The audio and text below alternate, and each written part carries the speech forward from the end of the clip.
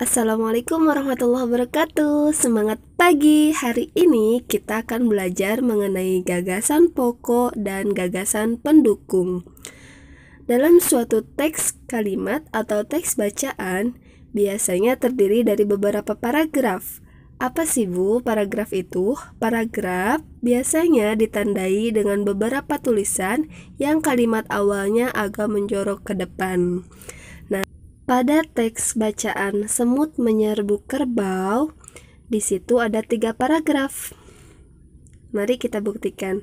Paragraf pertama, kemudian paragraf kedua, dan paragraf ketiga.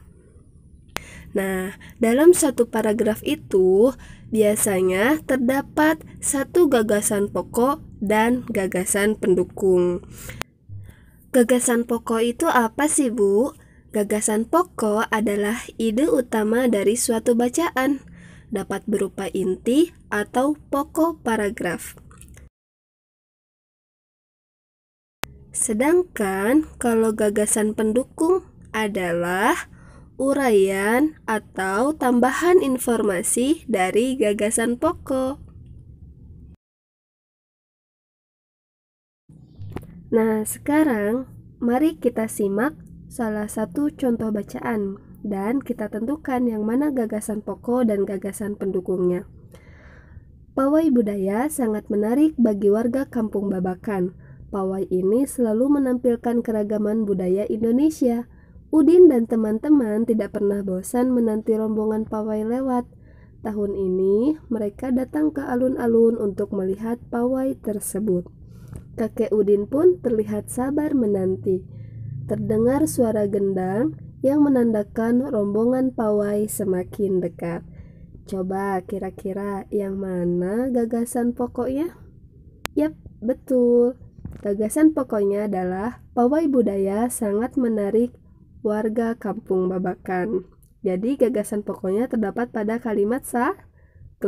Sedangkan pada kalimat kedua sampai kalimat keenam itu disebut sebagai gagasan pendukung. Kenapa? Karena menambah informasi dari gagasan pokok. Sekarang kita buktikan. Tadi kan gagasan pokoknya, pawai budaya sangat menarik bagi warga Kampung Babakan.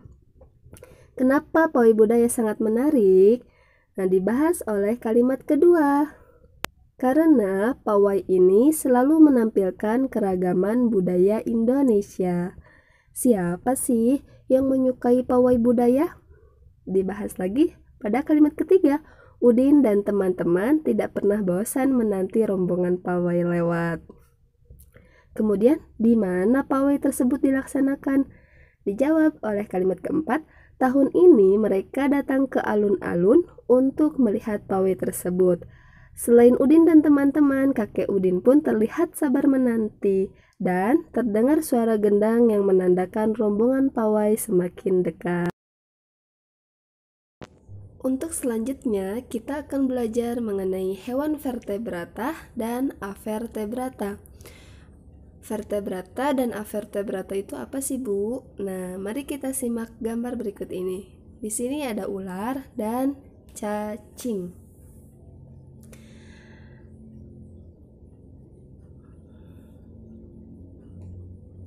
Ketika di-scan, ular ternyata memiliki tulang belakang. Maka dari itu, ular disebut sebagai hewan vertebrata. Jadi vertebrata itu artinya hewan yang memiliki tulang belakang. Nah, ular termasuk hewan vertebrata. Sekarang cacing. Ketika di-scan, cacing tidak memiliki tulang belakang. Maka dari itu, cacing disebut sebagai hewan avertebrata. Nah, di sini ada banyak hewan-hewan. Ada yang hidup di darat, di laut, dan juga bisa terbang di udara.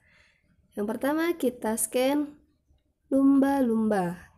Ternyata lumba-lumba memiliki tulang belakang. Maka dari itu, lumba-lumba disebut sebagai hewan vertebrata. Sedangkan ubur-ubur ternyata tidak memiliki tulang belakang. Maka dari itu, ubur-ubur disebut sebagai hewan avertebrata. Sekarang kita cari lagi. Ikan. Kita scan. Ternyata ikan memiliki tulang belakang, maka dari itu ikan disebut sebagai hewan vertebrata.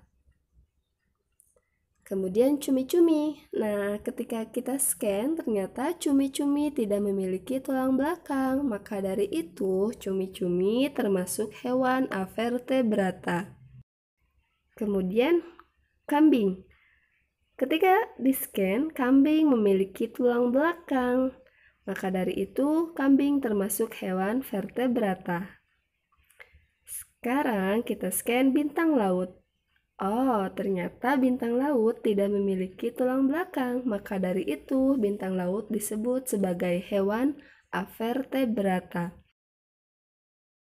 Ayo, sekarang kita cari lagi.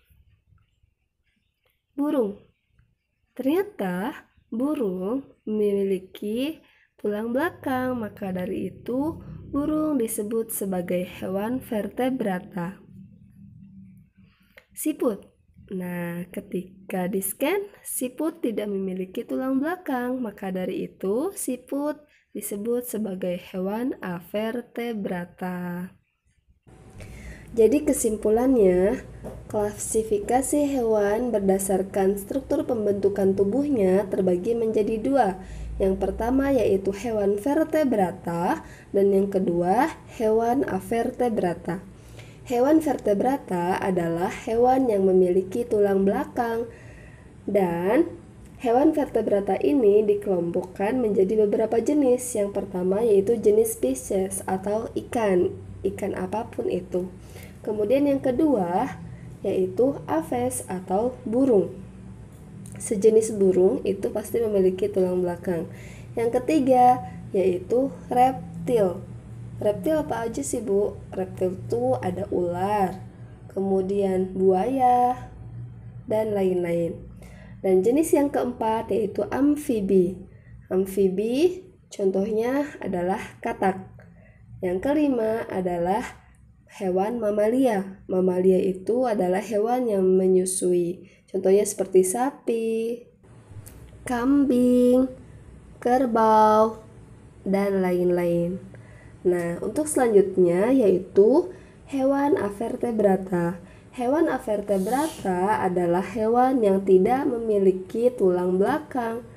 Nah, contohnya cacing, kupu-kupu, siput, cumi-cumi, kemudian ubur-ubur, dan lain sebagainya.